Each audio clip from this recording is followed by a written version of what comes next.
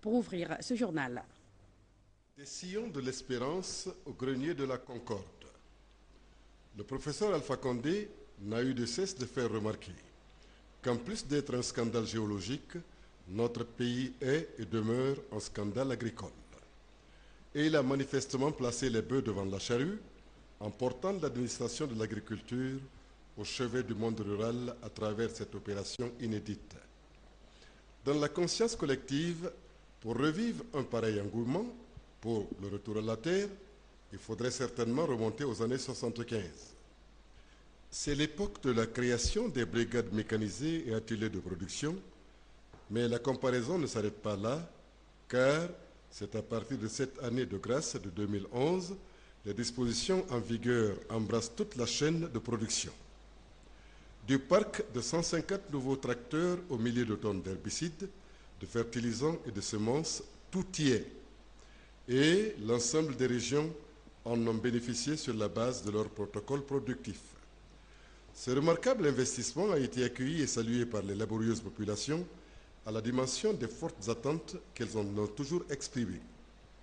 Ce fut pourtant un challenge pour la commission interministérielle mise en place à cet effet. Et elle a réussi à gagner dans une véritable course contre la montre face aux impératifs du calendrier agricole devant une saison de pluie menaçante. Tout est bien qui a été bien fait, dirais-je. En réponse, ainsi préparé, le monde agricole s'est retroussé les manches comme jamais pour aller à l'assaut des champs. Et par bonheur, le ciel a répondu favorablement comme pour apporter sa caution à la campagne. Les immenses étendues d'épis dorés colonisant nos rizières n'attendaient plus que les faucilles pour être engrangées. Parallèlement, les interminables champs et tubercules et autres cultures riches promettent d'abondantes moissons, c'est certain. Cette semaine déjà, par un acte fort symbolique, une mission gouvernementale a donné le premier coup de faucille de la fête des moissons au cœur de Fouta Djallon. Pour sa part, le professeur Alpha Condé en est si convaincu qu'il a déjà pris une longueur d'avance. Car, dans son entendement, c'est le lieu et le moment d'envisager la commercialisation de la production avec des mesures appropriées. L'hymne des récoltes a été entonné à gorge déployée par ces hommes du beurre, armés de leurs faucilles traditionnelles. Mais, demain, ces outils seront remisés au profit des moissonneuses, batteuses, comme le professeur Alpha Condé l'a promis. Tout comme par ailleurs, il envisage la production à l'échelle locale des engrais et des outillages agricoles.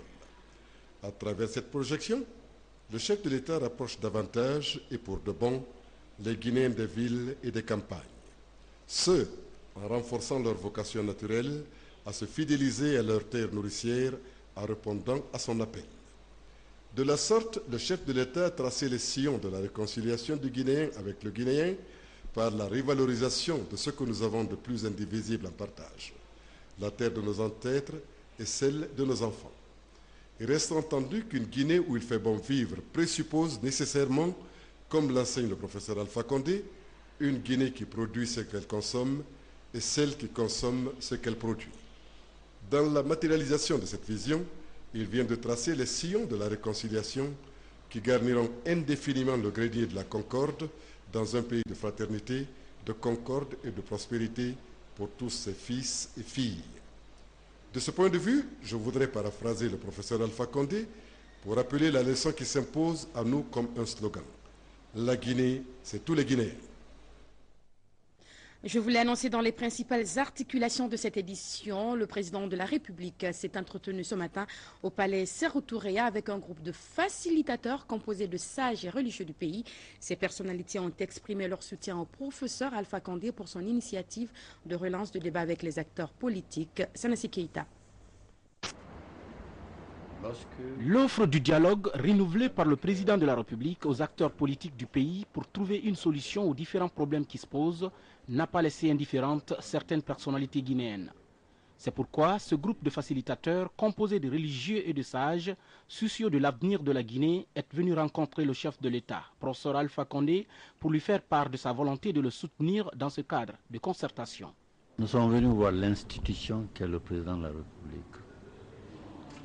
parce que tout simplement nous sommes des Guinéens et parmi cette équipe il y a qui ont œuvré dans ce pays depuis 50 ans qu'ils apportent leur contribution positive. Et lorsqu'une initiative est prise par le président pour pouvoir créer un cadre de concertation, chaque Guinéen est concerné et nous, en particulier, nous sommes concernés. Donc nous sommes venus exposer notre point de vue sur la manière dont ce cadre de concertation pourrait fonctionner pour qu'il y ait un dialogue inclusif qui réunisse les enfants du pays pour parler des problèmes du pays. Trouver une solution à la guinéenne comme l'ont appris nos ancêtres qui, lorsqu'il y avait problème, allaient sous l'arbre à palabre pour pouvoir discuter. Donc nous avons exposé au président une initiative que nous avons prise où un certain nombre de personnalités de ce pays se sont retrouvées soucieux de la situation actuelle que nous vivons et des perspectives d'avenir que notre pays a pour pouvoir s'offrir dans le cadre d'une intermédiation éventuelle pour rendre possible la vision du président qui a tendu la main pour dire « je voudrais qu'il y ait un cadre de discussion, un cadre de concertation inclusif ». Nous sommes à nos premiers débuts, il fallait d'abord présenter l'équipe.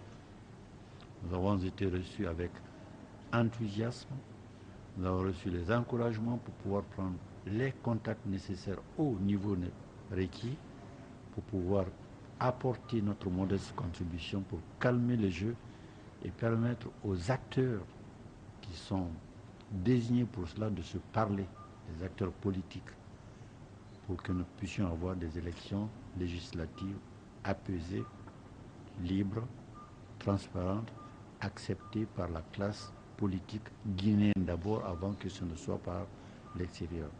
Donc c'est un peu dans ce cadre que nous avons rencontré Monsieur le Président et nous sortons avec une mine d'informations et des possibilités que nous allons exploiter naturellement dans un cadre de transparence en partageant avec les autres ce que nous avons appris ici pour voir comment rapprocher les positions respectives. Un cadre de concertation pour un dialogue inclusif dans le but de faire des élections législatives communales et communautaires apaisées. Voilà l'ambition affichée aujourd'hui par le président Alpha Condé. Une ambition que ces sages et religieux entendent rendre possible pour une Guinée unie et prospère. Et bien avant, plus précisément hier, le président de la République a reçu une délégation des investisseurs canadiens. Ce sont différents chefs d'entreprise venus exprimer leur volonté de s'impliquer dans le développement socio-économique de notre pays. C'est un compte rendu de Sanassi Keita.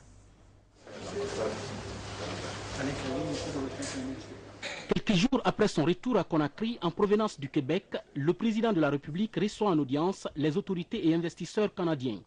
Ils sont venus davantage lui exprimer leur volonté de s'investir pleinement dans le développement socio-économique de notre pays. Plusieurs domaines détaillés par le président Alpha Condé lors du Forum Family Office à Québec sont aujourd'hui visés par ces chefs d'entreprise, comme le témoignent ceux des sociétés de Semafo et de ICOM. C'est sûr que Semafo est ici depuis 2002. On opère une mine à Kiniero. En fait, on engage 600 employés. Notre directeur général adjoint sont Guinéens. Donc, pour nous, il faut faire un effort considérable, mais on le fait bien avec les Guinéens pour qu'ils prennent la responsabilité de l'opération minière. Mais en même temps, il faut être responsable socialement.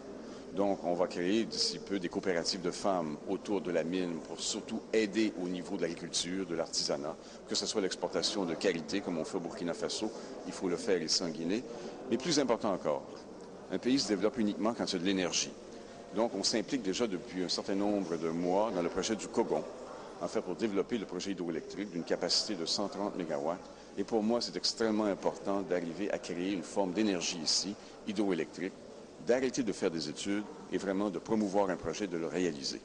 Puis pour moi, ça va être un projet qui va se réaliser d'ici les 6 ou 7 prochaines années parce que c'est ça que ça prend pour construire une centrale hydroélectrique, mais qu'on commence à se desservir du fioul pour se servir surtout de l'eau une denrée extraordinaire en Guinée. Vous avez 4 mètres d'eau par année. Et de ce côté-ci, il faut augmenter la capacité d'hydroélectrique de façon extraordinaire dans les prochaines années. Et Semafo va servir de ce côté-là aussi. En Afrique de l'Ouest depuis une bonne vingtaine d'années. Et ce que l'on fait, on offre des services d'études, de conception, de gérance et de supervision des travaux, tant pour le secteur privé que pour le secteur public. Alors, au cours des dernières années, en sol guinéen, on a été impliqué passablement avec le groupe Semafo, avec la CBG, où on offre des services périphériques, voies d'accès, traitement des eaux. On a travaillé sur la conception d'un pont. Alors, on est impliqué avec le secteur privé, avec les grands opérateurs, et on a travaillé également dans le domaine des transports, la supervision des routes pour le gouvernement guinéen sur financement Banque mondiale. Alors, nous sommes présents à Conakry, nous sommes présents à Kamsal, nous sommes présents dans certaines zones rurales. Nous avons un bon nombre d'employés guinéens qui travaillent d'une façon permanente dans nos différents bureaux. Alors, notre volonté, c'est de rester en Guinée le plus longtemps possible et de diversifier notre offre de services, créer de l'emploi local et impliquer un maximum de Guinéens sur nos projets. On vise la durabilité, on vise le long terme. Alors, le fait qu'on soit physiquement ici avec des bureaux permanents, c'est une indication claire de notre volonté de nous installer en Guinée pour très longtemps. Les responsables de la mission économique du Québec ont aussi fait part au professeur Alpha Condé de leur volonté de renforcer les relations économiques entre la Guinée et le Canada. Nous sommes ici justement avec la mission économique du Québec pour renforcer les relations commerciales et économiques. Aujourd'hui, le Canada a 245 millions de dollars investis dans le secteur minier principalement. Et certainement, on croit que ces échanges peuvent être diversifiés et aussi établir des partenariats d'affaires dans d'autres domaines tels que l'énergie, tels que l'infrastructure, agro-industrie. Et c'est un peu ça qu'aussi on a échangé ces derniers jours avec les différentes autorités. Aussi, c'est important pour nous de pouvoir recevoir le professeur Alpha Condé, le président de la République au Canada. Ça a été une visite très fructueuse et cette mission s'inscrit certainement dans le suivi. Et on a quand même eu d'autres échanges au niveau des missions économiques guinéennes au Canada. Et tout ça, ça permet évidemment de renforcer les relations. Je crois qu'il y a beaucoup d'opportunités à découvrir, beaucoup de domaines qu'on peut explorer. Et certainement, cette mission est dans la bonne direction et on voit que les entreprises sont très engagées à pouvoir créer des partenariats et avancer dans les échanges concrets avec des partenaires guinéens gagnant-gagnant égal, comme a été mentionné. Ce qu'on peut dire, c'est que l'entretien a été surtout marqué par une rencontre cordiale et chaleureuse et où nous avons discuté de différentes possibilités de collaboration pour le futur et aussi beaucoup du secteur minier en fait. En fait, on a parlé beaucoup du développement du secteur minier, des collaborations potentielles dans ce secteur, mais aussi nous voulons élargir dans le futur nos collaborations à différents secteurs d'activité. Je pense qu'il y a différents volets dans le secteur minier. Il y a le secteur des investissements, mais aussi la délégation québécoise et canadienne qui est ici s'inscrit beaucoup dans le domaine des services, en fait, beaucoup de l'offre de services aux compagnies qui sont déjà implantées ici, mais certaines compagnies recherchent également des partenaires et des investissements. On peut dire tout simplement que le voyage du président Alpha Condé au Canada aura été une véritable réussite avec l'arrivée de ces investisseurs canadiens à Conakry.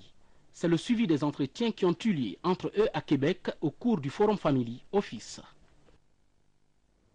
La Guinée dispose d'importantes ressources minières, ce qui fait que les investisseurs étrangers ne cessent depuis un moment de rallier le pays. Après le Sénégal, le Burkina Faso et le Mali, les représentants des entreprises minières québécoises et canadiennes sont en Guinée pour voir les possibilités d'investissement. Reportage Saint-Martin, Francina Deneau.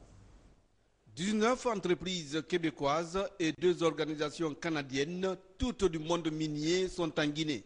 C'est le résultat des contacts du président de la République, le professeur Alpha Condé, lors de son dernier séjour aux États-Unis d'Amérique.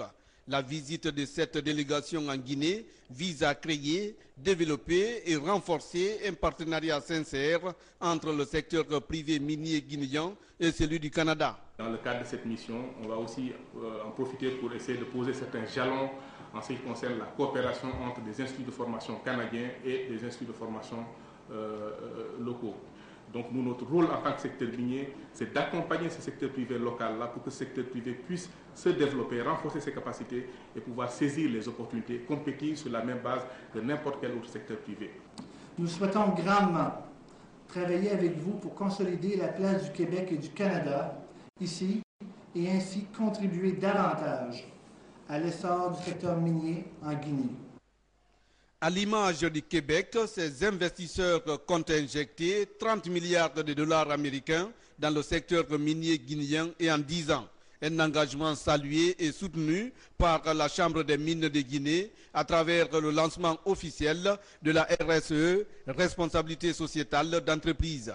Nous avons pensé que l'une des finalités, c'est d'améliorer les relations entre les entreprises et leurs parties prenantes à travers le respect des engagements, la durabilité de la relation et le partenariat win-win, le partenariat gagnant-gagnant.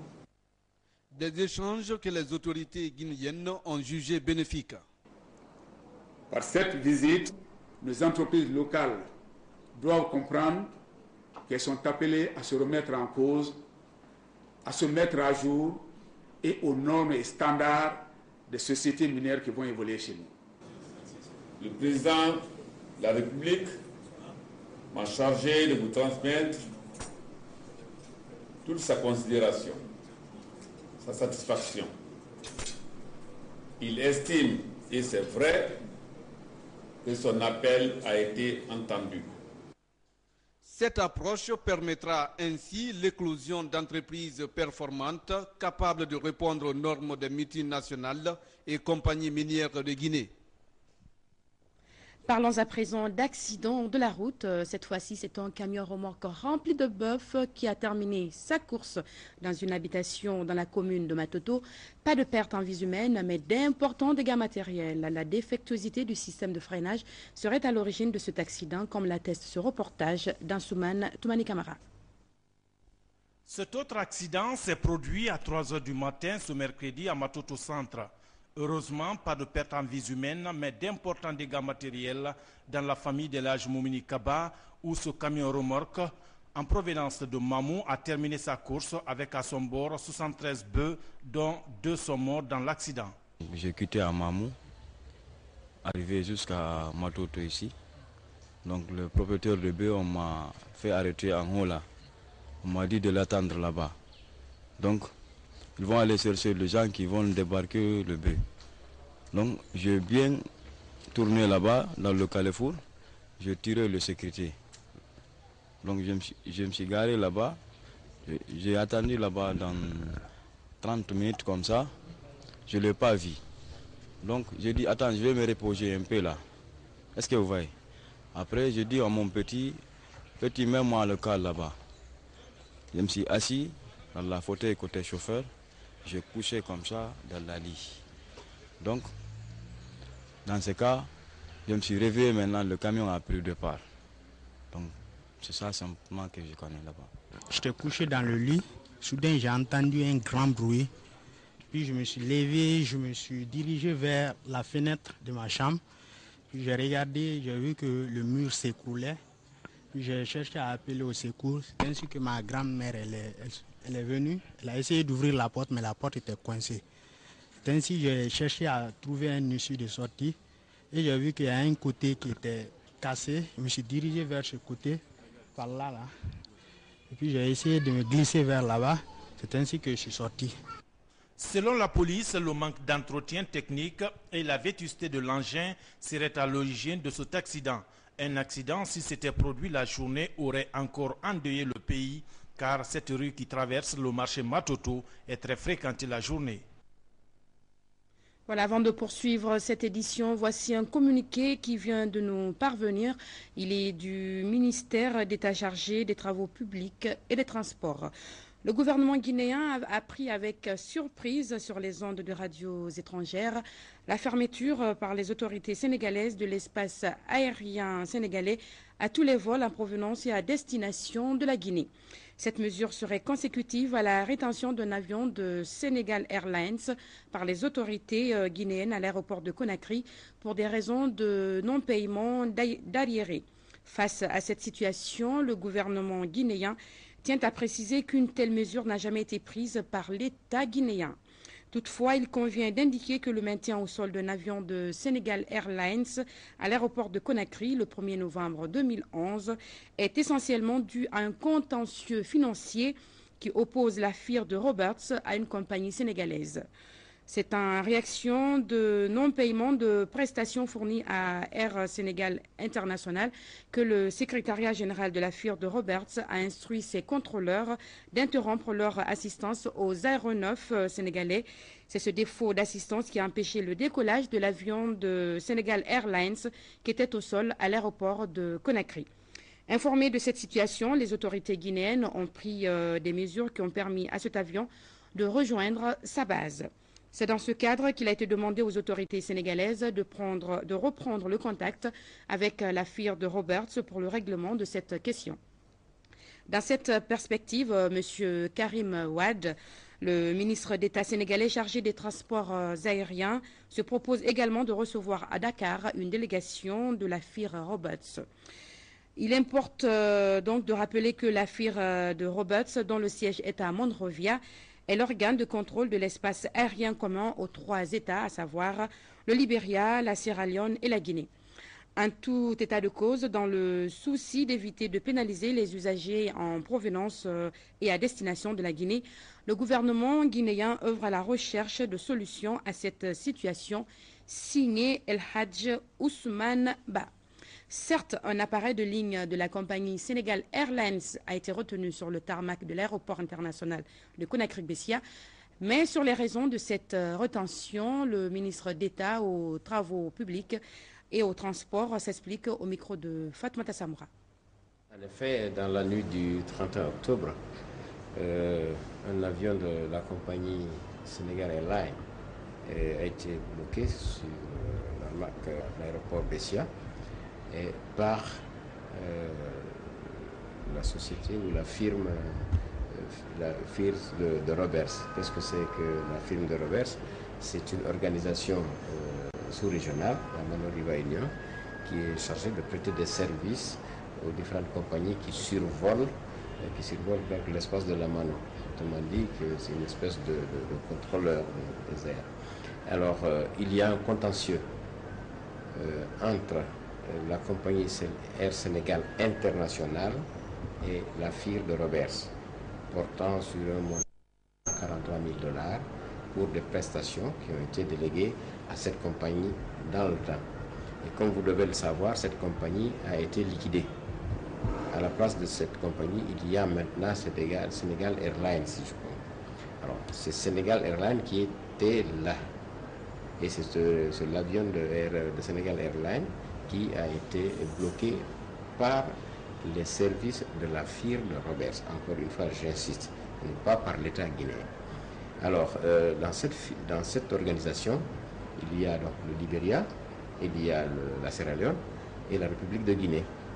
Alors, puisque Air Sénégal ne dessert pas Monrovia, ne dessert pas Freetown, mais dessert Conakry, et Conakry donc relève la Guinée qui est membre de la FIR, alors la FIR a profité de cette opportunité pour bloquer l'avion ici, exercer moins de coercition sur cet avion pour pouvoir recouvrer ses créances. Parce que cette FIR, cette organisation, est engagée dans une procédure de recouvrement des différentes créances.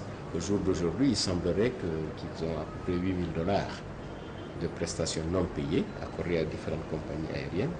Et on est en fin d'année, on comprend parfaitement que la rigueur de la gestion impose à cette firme, comme les autres, de rentrer dans ses fonds.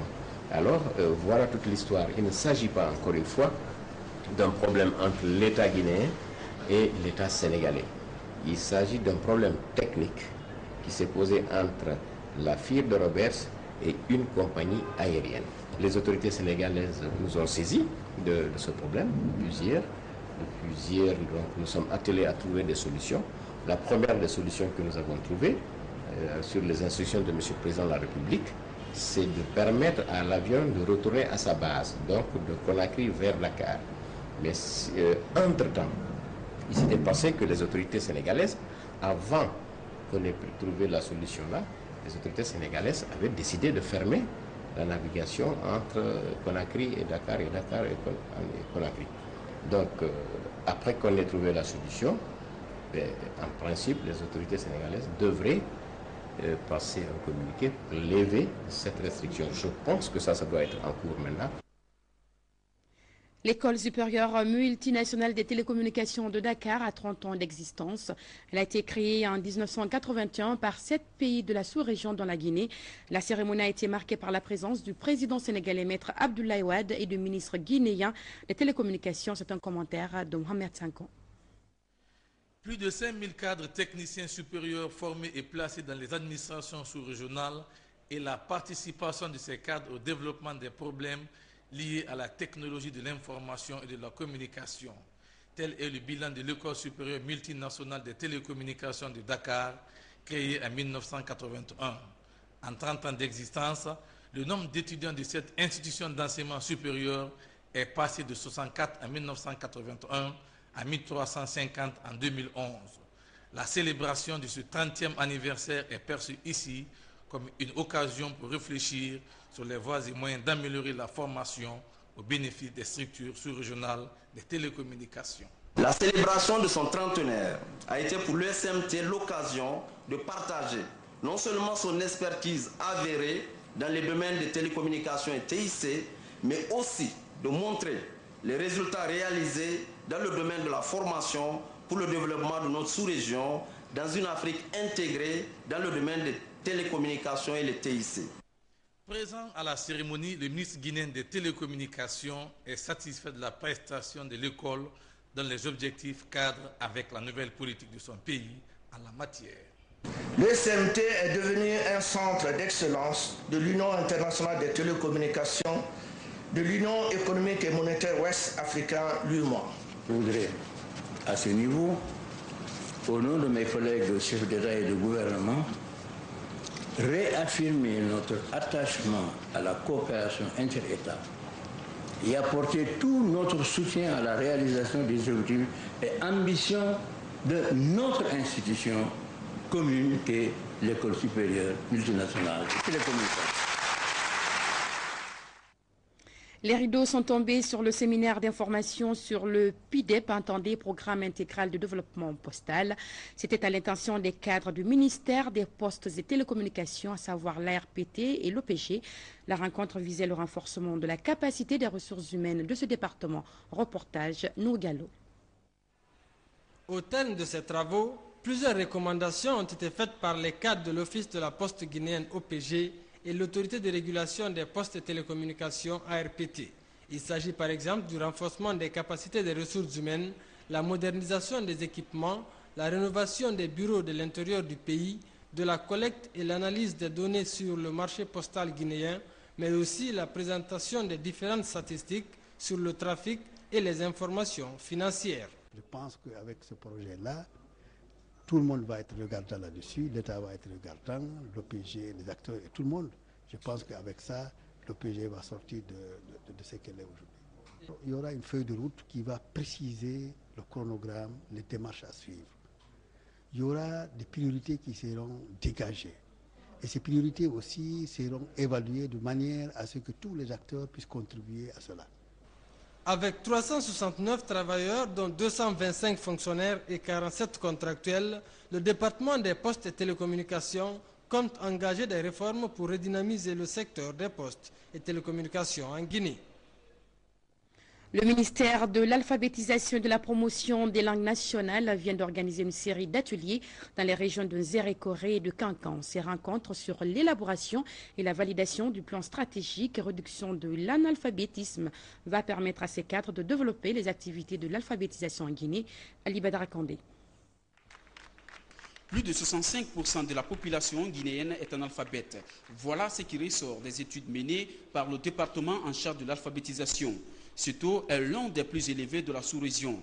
C'est pour freiner ce phénomène que le ministère de l'alphabétisation et de la promotion des langues nationales organise ces séries d'ateliers sur l'élaboration et la validation du plan stratégique de réduction de l'analphabétisme et du développement de l'alphabétisation dans la région d'Nzérékoré.